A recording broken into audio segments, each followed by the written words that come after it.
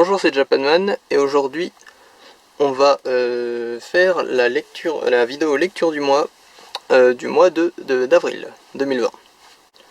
Donc avant, plusieurs choses.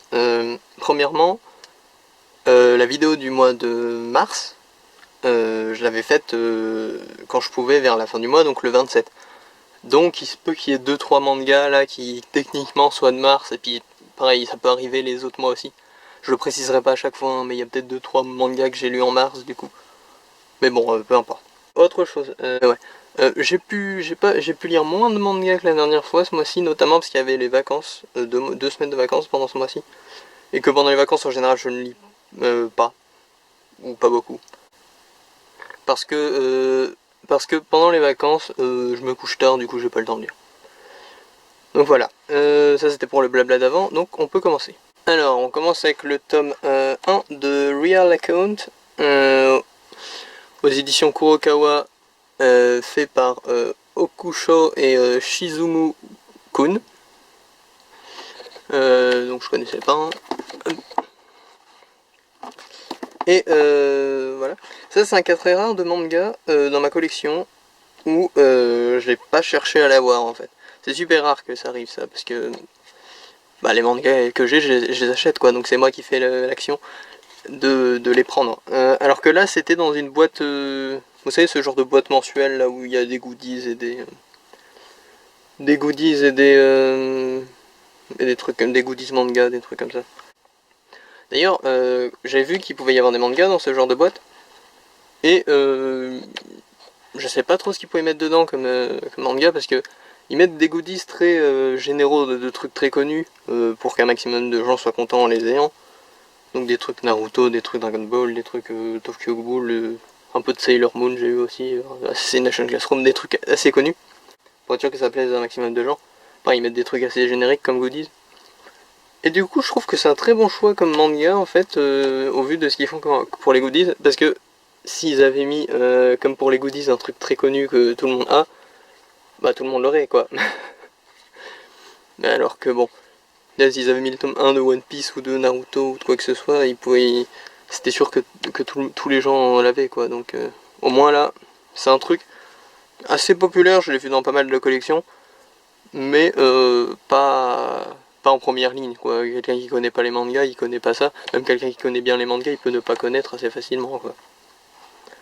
Mais c'est pas non plus un truc que personne connaît. Donc ça peut, voilà, ça peut être cool. Pour ce qui est du manga en lui-même, donc c'est un survival game. C'est assez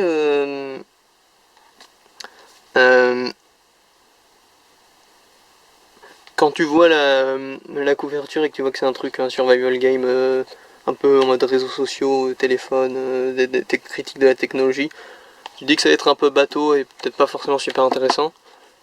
Finalement ça va, ça exploite vraiment le délire des téléphones, des réseaux sociaux, machin. Ça peut partir vers un truc vraiment sympa dans le futur si il reste vraiment dans le truc. Il y a un cliffhanger en plus à la fin du premier tome qui est plutôt bien amené, je trouve. Ça donne envie de savoir ce qui va se passer ensuite. Le personnage principal, il est plutôt sympa. Voilà quoi. Pour résumer vite fait, sans spoiler, c'est une sorte de réseau social global. Donc genre qui est un truc qui fusionnerait tous les réseaux sociaux, quoi, genre YouTube, tout ça, Facebook, machin. Et genre lequel presque tout le monde est quoi. Et t'as un certain nombre de personnes qui sont dessus, qui se retrouvent téléportées dans un truc de survival game, où ils peuvent mourir et ils doivent faire des épreuves en rapport avec les réseaux sociaux, les trucs comme ça. J'ai inventé un truc qui n'est pas dans le manga mais qui pourrait y être, par exemple. Genre tu fais une vidéo et si elle a pas un certain nombre de vues, et ben tu meurs. Voilà, un truc dans le genre. C'est pas dedans, hein, ça je l'ai inventé, mais ça pourrait complètement. Donc ouais, mais ça, pour un truc que j'ai pas cherché moi-même à voir, ce qui est très rare, c'est plutôt sympa. Donc si j'ai l'occasion, je continuerai peut-être, mais c'est un peu long, donc je suis pas sûr que je continuerai bientôt quoi. Ensuite, on part sur l'intégrale de Pokémon Horizon. Donc Pokémon Horizon, c'est en 2 tomes, et c'est un manga en gros sur Pokémon Soleil et Lune. Mais le truc très sympa que je trouve, qui fait que ça vaut un peu le coup de le lire, c'est que contrairement à absolument tous les autres trucs Pokémon qui se passent dans une région des jeux, genre l'animé ou même le manga, contrairement à tout ça, là c'est complètement original quoi. Dans le sens où c'est pas Simili dresseur du jeu à casquette qui va faire tous les badges d'arène et puis enfin ou là toutes les épreuves en l'occurrence et battre la team de la région à la fin.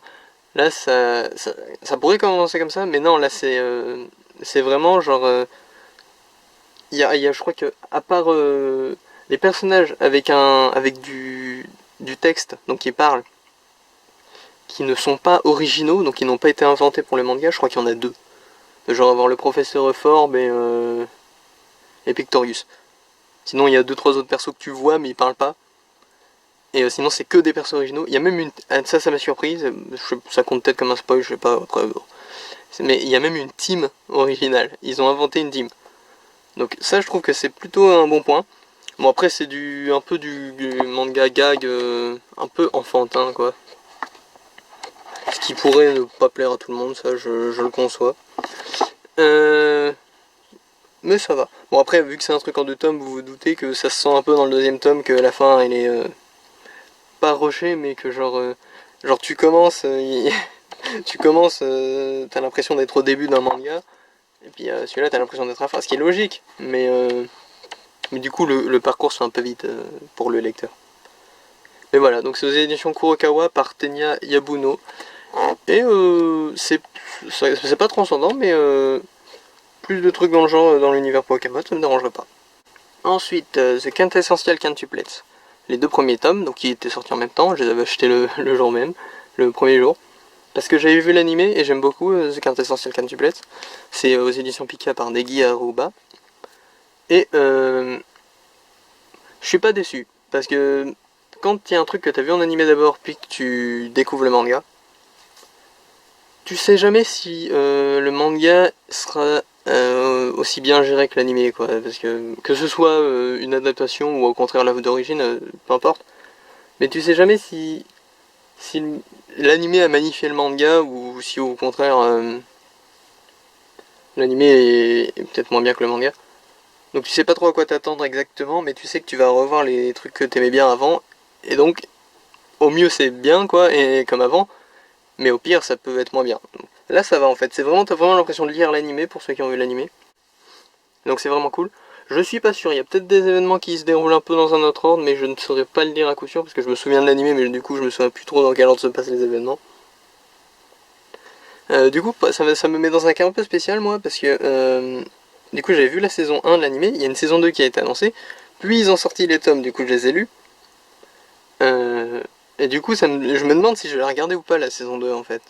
Parce que du coup, peut-être que ça vaut plus le coup. Moi, je suis plutôt manga, donc ça vaudrait peut-être plus le coup de continuer le truc seulement en manga, quoi.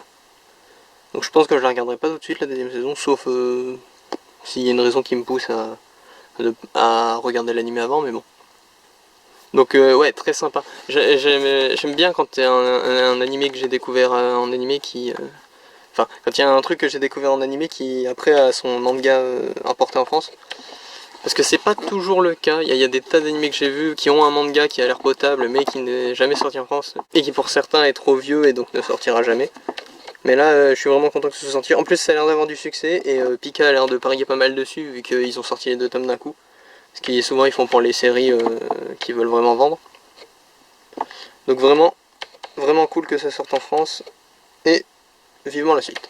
Ensuite, Rascal Does Not Dream of Bunny Girl Senpai aux éditions Ototo par Hajime Kamoshida pour l'auteur, je suppose que c'est l'auteur d'origine parce qu'à mon avis c'était un light novel à la base. La dessinatrice c'est Tsugumi Nanamiya et l'illustrateur c'est Keiji Mizoguchi. Et c'est exactement le même cas qu'avant en fait. Le même cas que pour The Quintessential Quintuplet. J'ai vu ça en animé déjà. Et là, le manga, je suis un peu... Voilà, par exemple, ça c'est un exemple de trucs qui peuvent passer peut-être différemment en anime en manga. Autant The Quintessential Quintuplet, je me dis, ouais, cool, ça va un bon rythme. Là, ça fait un peu bizarre, ça a l'air un peu lent. Bah, c'est normal, c'est le début, mais quand t'as vu l'animé et que du coup les personnages ont fini leur cheminement, et que tu reviens là et que tu les vois un peu s'envoyer des petites piques ou des trucs comme ça fait un peu bizarre, mais bon. Et si vous avez vu l'animé et que vous n'avez pas vu le film, je vous le conseille. Je sais pas si le manga va plus loin que l'animé et si le film est inclus dedans. Je sais pas, je verrai bien au bout d'un moment, logiquement. Mais... En tout cas, vraiment content aussi que ça sorte en France. C'est vraiment cool, il y a plusieurs trucs. Il y a aussi Harry Fureta qui, bon avec le confinement je sais pas trop quand ça va sortir, mais qui était censé sortir dans pas longtemps. Encore un truc que j'ai vu en animé, c'est plutôt cool. Ça m'arrive plus trop ça. Enfin ça m'arrivait pas trop ça. Avant, quand il y avait un animé que je regardais et puis que je vérifiais s'il existait en manga, souvent, soit il y était pas, soit il y était mais depuis un certain temps. Et donc là ça fait un peu bizarre de voir des trucs récents comme ça. Mais c'est très bien. Ensuite, les deux tomes, donc 5 et 6 de My Teen Romantic Comedy Is Long As Expected. L'histoire donc est par Wataru Watari, le character design par Ponkan et l'adaptation en manga par Naomichi To.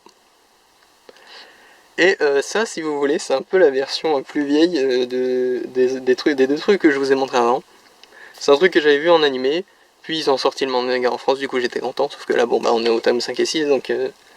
Puis pareil, l'animé, je l'ai vu il y a beaucoup plus longtemps que les deux autres. Et pareil, je suis content que ça soit sorti en France, le manga. C'est vraiment cool. D'ailleurs, c'est cool parce qu'en France, t'as vraiment genre... en fait, ça peut paraître pas si important que ça ou pas si bien que ça que genre des mangas d'un truc que j'ai déjà vu en animé, donc c'est littéralement la même histoire, sortent. Mais en fait, ça permet d'ancrer plus facilement, si vous voulez, la franchise dans ton quotidien. Par exemple, Pokémon ou One Piece, pour beaucoup, si on adore Pokémon ou One Piece, mais on l'adore à un niveau au-dessus, vous voyez, souvent. Parce que c'est le genre de franchises qui sont omniprésentes assez facilement. Par exemple pour One Piece, moi j'ai découvert ça quand ça passait à la télé, sur D17, enfin ça a changé de nom plein de fois à la chaîne, mais vous voyez ce que je veux dire. Et c'était tous les jours, genre tous les jours quand ça passait, je me regardais les épisodes le soir. Et ça participe à l'ancrer dans ton quotidien. Et donc plus il y a de dérivés, de produits, de représentation de cette histoire, plus tu peux t'attacher à la franchise. Ce qui fait que même si c'est exactement la même histoire que l'anime que j'ai déjà vu, et pareil pour le light novel, qui est aussi sorti en France, et ça c'est cool, bah voilà, là j'ai le manga. Si j'ai envie de me lire un manga, eh ben, je peux me le relire en manga. Si j'ai envie de regarder un anime, je peux le regarder en anime. Si j'ai envie de lire le light novel. Et ça me permet de... Voilà, c'est plus présent quoi. Et c'est ce qui fait que des franchises restent gravées dans ton cerveau, c'est que voilà. Par exemple Pokémon, c'est omniprésent quoi. Voilà. Pourquoi? Parce que bah y a les cartes, les animés, les jeux vidéo, tout ça depuis que t'es tout petit. Donc Pokémon, quand t'es fan de Pokémon, souvent c'est un niveau au-dessus du reste, d'une manière ou d'une autre. Pas forcément parce que c'est mieux, mais parce que c'est un peu dans ton ADN quoi. Donc voilà, donc là je suis parti sur une grosse digression. Mais pour ce qui est des mangas, vraiment sympa encore une fois. Hein. Et je me demande si... Parce qu'il y a la saison 3 qui avait été annoncée il y a pas longtemps. Enfin qui a même été repoussée parce que je crois qu'elle devait sortir mais il y a eu le confinement donc ça a posé problème. Je ne sais pas si le manga risque de rattraper l'anime ou pas. En fait je suis pas sûr de regarder la saison 3 à vrai dire. Parce que ça m'embête un peu le gap entre les saisons qui fait que j'ai plus trop le... Bah si du coup avec le manga peut-être ouais. Peut-être que comme ça je serais pas obligé de me regarder les premières saisons, je pourrais me lire le manga tiens. Il faudrait peut-être le manga avancer encore un tout petit peu. Après, entre la saison 1 et la saison 2, j'avais déjà fait un assez gros gap entre mes visionnages, mais ça a passé. Bon, je verrai bien. En tout cas, le manga, vraiment sympa. Je vous le conseille si vous ne connaissez pas. C'est déjà sa petite renommée en vrai, hein, mais comme un peu tout, c'est difficile de jauger à quel point les choses sont connues par les gens. Donc ensuite, là, vous aviez eu les... Là, vous aviez eu les trucs que j'ai vus en animé, qui souvent étaient d'ailleurs adaptés de light novel, puis qui sont sortis en manga en France. C'était un des gros archétypes de cette vidéo. Et ben là vous allez avoir un autre des gros archétypes, les spin-offs. Les spin-offs qui n'ont pas l'air fous mais qu'en fait c'était bien. Voilà, alors là on est sur Mushoku Tensei, les aventures de Roxy, donc un spin-off de Mushoku Tensei. Mushoku Tensei c'est génial, je trouve. Ouch. Et il se trouve que ce spin-off, comme beaucoup de mangas qui sont là, mais pas forcément tous pour les mêmes raisons, il traînait dans ma pile de lecture depuis un certain temps, le tome 3. Parce que j'avais en tête une espèce de préjugé comme quoi c'était sympa, mais c'était bof, pas du tout au niveau de Mushoku Tensei. Parce que c'était un spin-off sans grands enjeux, vu que ça se passe dans le passé et tout, et puis que c'est juste Roxy qui vit sa vie, quoi. Mais, après l'avoir lu, ça m'a rappelé ce qui s'est passé dans le tome d'avant. Et avec ce qui s'est passé aussi dans ce tome-là, je me rends compte que non, c'est pas juste Roxy qui vit sa vie, et que ce qui m'était passé par la tête, quoi, pour me dire des choses comme ça. En fait, je trouve toujours ça moins bien que Mushoku Tensei, mais bon. Et en fait, c'est vraiment cool les aventures de Roxy. Donc voilà, comme quoi, vous fiez pas toujours exactement à vos souvenirs, parce que des fois, ça peut être déformé par juste par l'image que ça renvoie, quoi, parce que forcément, tu te dis, c'est un spin-off sur le passé d'un personnage qui, mine de rien, est assez secondaire dans là où on en est à Mushoku Tensei dans l'apparition française. Hein. C'est genre pas le personnage qui a le plus d'actions importantes. Mais voilà, quoi, donc... ouais, vous fiez pas trop à vos souvenirs tout le temps. Si vous avez un doute sur est-ce que j'achète le prochain tome, mes souvenirs c'était moyen. Moi je dis dans le doute, prenez-le si vous pouvez. Parce qu'on sait jamais. Bon, j'allais pas non plus abandonner la série, hein, mais vraiment ça traînait, j'étais en mode moi non. Mais finalement si. C'est très bien les aventures de Roxy. Et donc c'est aux éditions Doki Doki. Par Shoko Iwami, d'après l'œuvre originale de Rifujin Namagonote. Le character design, il a été fait par Shiro Taka. Ensuite, dans la catégorie spin-off, on a Fairy Tail, la grande aventure de Happy. Alors, là on s'approche vers de la fin de l'arc en cours, si je puis dire. Ce genre de spin-off, Happy, c'est typiquement le genre de spin-off... c'est assez marrant dans le sens où ça... C'est un spin-off qui pourrait être canon en vrai. Bon, ça n'aurait aucun intérêt, mais il pourrait. Et qui en plus part dans un délire. C'est un peu comme si Chopperman, ils avaient trouvé une excuse pour le faire, quoi. Et qui en plus, en plus de tout ça, est assez éloigné de Fairy Tail en vrai. Parce qu'il y a genre un perso de Fairy Tail et vite fait les membres principaux de la guilde dans les flashbacks, quoi. Il n'y a que Happy, quoi. C'est vraiment Happy dans le monde des animaux magiques. Alors que... Enfin, magique. Alors que... voilà. Mais malgré tout, ça reste cool, je trouve. Il y a de l'idée. C'est pas... on dirait un peu... surtout qu'en plus, c'est classifié Kodomo, je crois. Parce que c'est aux éditions... les éditions Nobi Nobi, si je dis pas de bêtises. Ouais, Nobi Nobi. Ah non, c'est classifié shonen.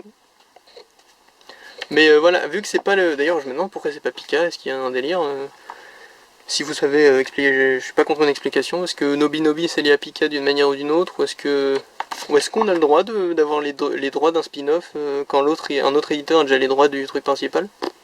Je sais pas. Mais en tout cas, ouais, c'est plutôt sympa en fait. On dirait un truc pour enfants, enfin pour petits enfants, j'entends par là, mais non, ça va, ça se lit, il y a de l'enjeu, il y a des trucs... Et c'est mine de rien assez éloigné de Fairy Tail. Je me dis que même des gens qui aiment pas Fairy Tail, ils pourraient trouver leur compte là-dedans. Donc voilà. Encore un spin-off. Encore un spin-off qui vaut le coup. Et c'est fait par Kenshiro Sakamoto, d'après l'œuvre de Hiro Mashima, bien sûr. Ensuite, dans la catégorie spin-off, Koro Sensei Quest, enfin Koro Quest. Aux éditions Kana, le scénario par Kizuku Watanabe, le dessin par Joe Aoto et l'œuvre originale par Yusei Matsui. Donc l'œuvre originale c'est Assassination Classroom. Et ça, bon là j'ai plus trop le préjugé parce que je suis au tome 4 déjà, mais ça je me rappelle, quand je l'ai acheté je me suis dit bon bah je l'achète parce que j'aime bien Assassination Classroom, mais bon ça va être un peu bof quoi, ça va être bon merci Assassination Classroom mais on fait des blagues sur Dragon Quest. Et en fait, ça se prend un peu au sérieux, enfin, ça vraiment, les personnages sont exploités, enfin, je veux dire, c'est pas juste Assassination Classroom, on refait le scénario, mais on pose un calque RPG sur les personnages, il y a vraiment genre, les personnages sont assez uniques avec leur... En fait, ils ont tous un bug, si vous voulez. Comme si ça se passait dans un jeu. Ils ont tous un bug, genre un il est super rapide, l'autre... par exemple Karma, il se prend des bassines sur la tête à chaque fois qu'il est méchant. Enfin, vous voyez. Et des bugs un peu nuls ou un peu bizarres comme ça. Et en fait, ça prend vraiment son truc au sérieux. C'est pas juste, ouais, on va faire un délire histoire de vendre des trucs avec Assassin's National Classroom. Il y a vraiment il y a vraiment quelque chose derrière. Moi, je sais que j'explique pas toujours super bien, hein, mais j'espère que vous comprenez ce que je veux dire. Que c'est pas juste un bête spin-off qui sert à rien, quoi. Il y a vraiment...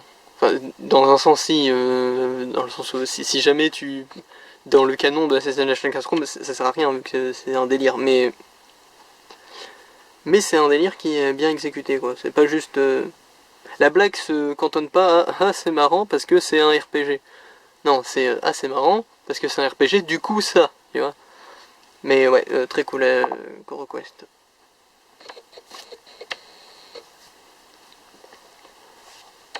Hop là. Ensuite, Persona 3 par Shuji Sogabe et le jeu original par Atlus.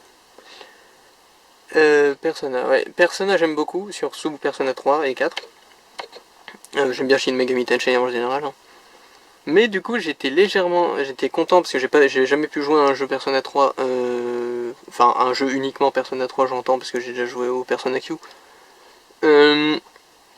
Du coup j'étais content quand le manga était annoncé et quand il est sorti de pouvoir découvrir l'histoire du jeu.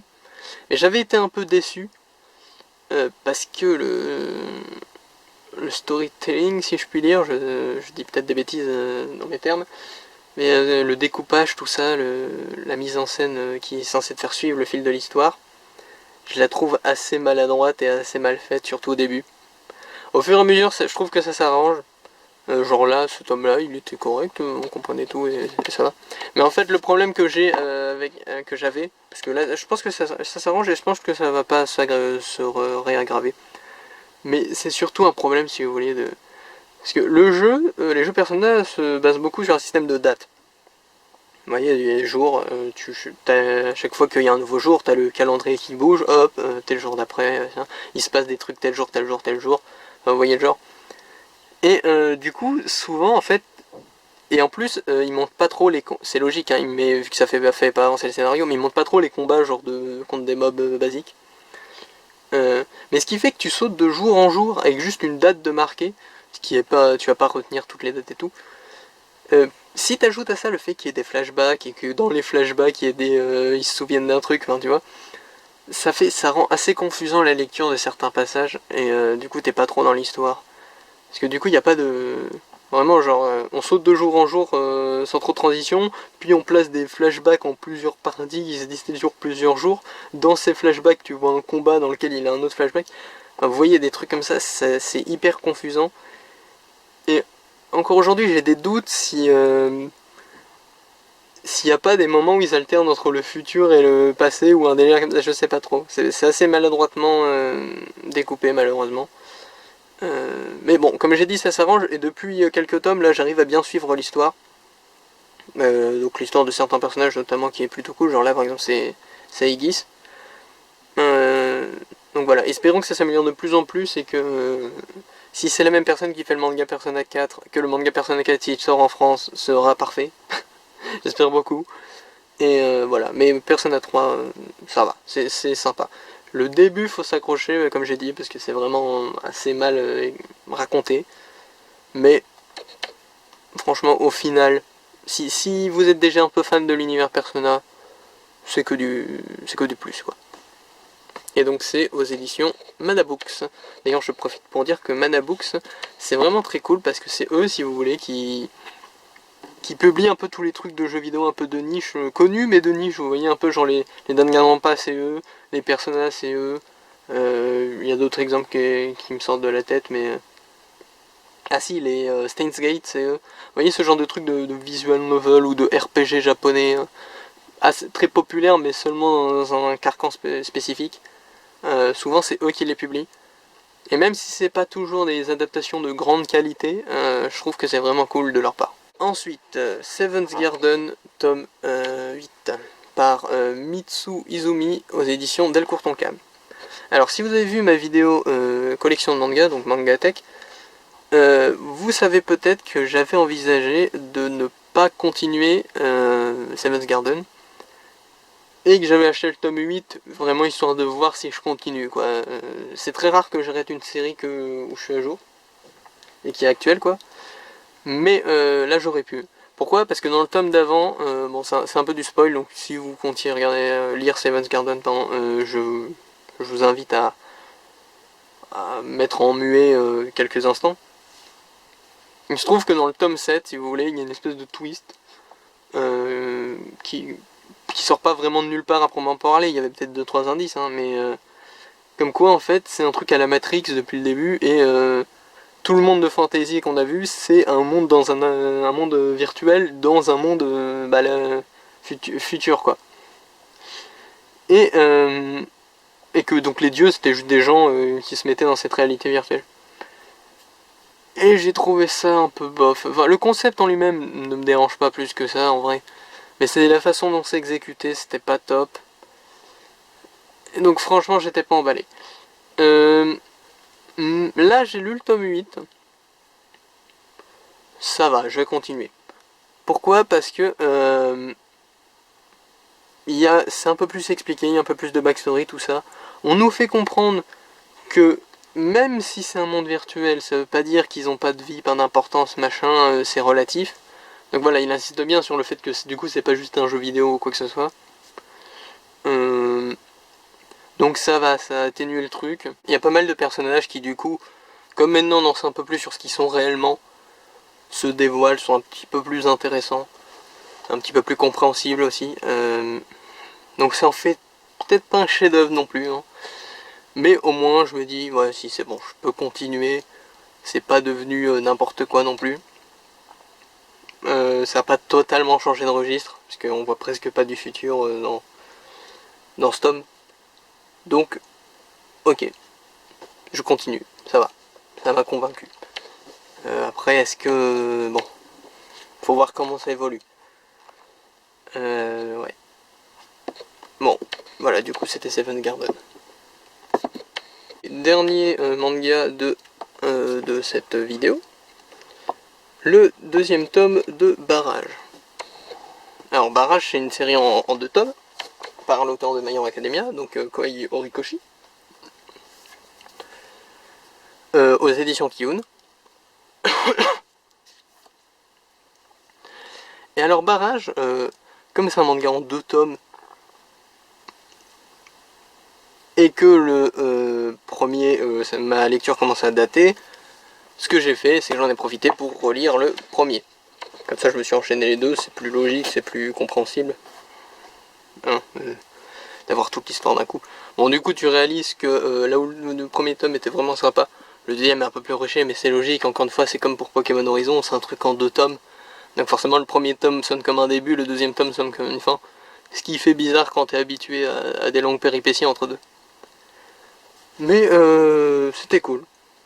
Franchement, ça c'est assez dommage en vrai que ce soit qu'en 2 tomes, parce que ça aurait pu faire une vraie série.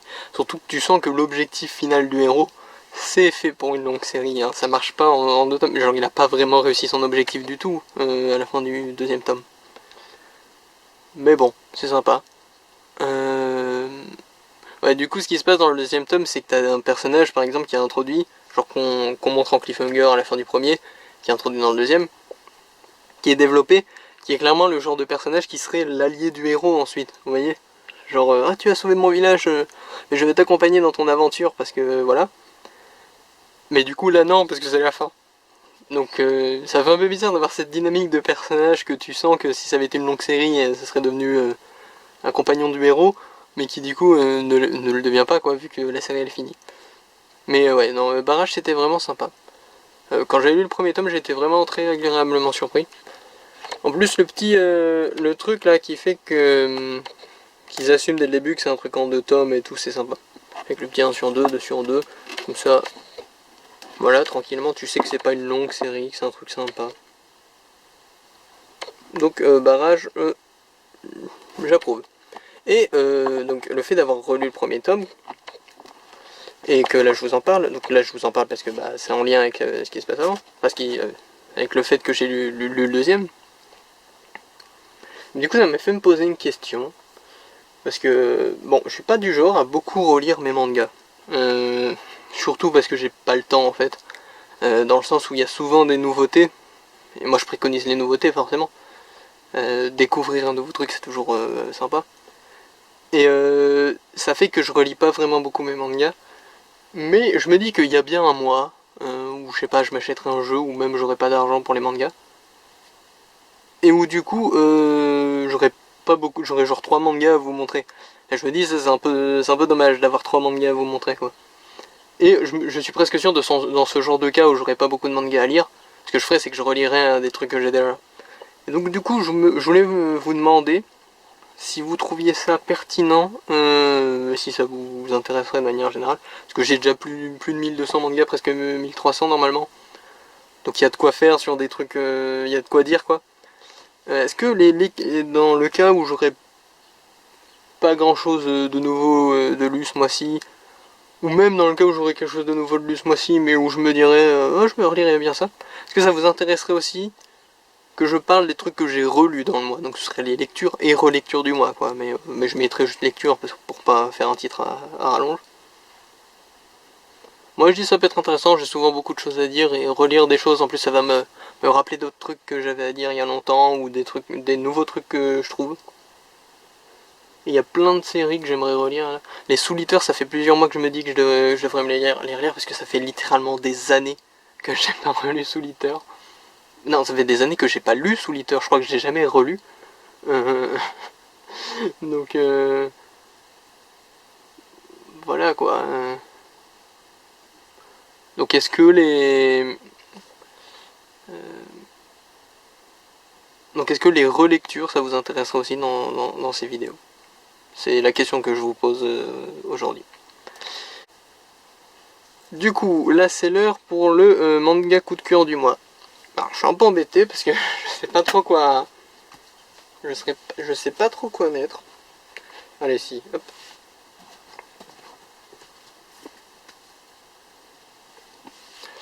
Je pense que pour les mangas coup de cœur du mois, je vais mettre The Quintessential Quintuplet tome 1 et 2. Parce que vraiment, c'était vraiment pas déçu de la version manga.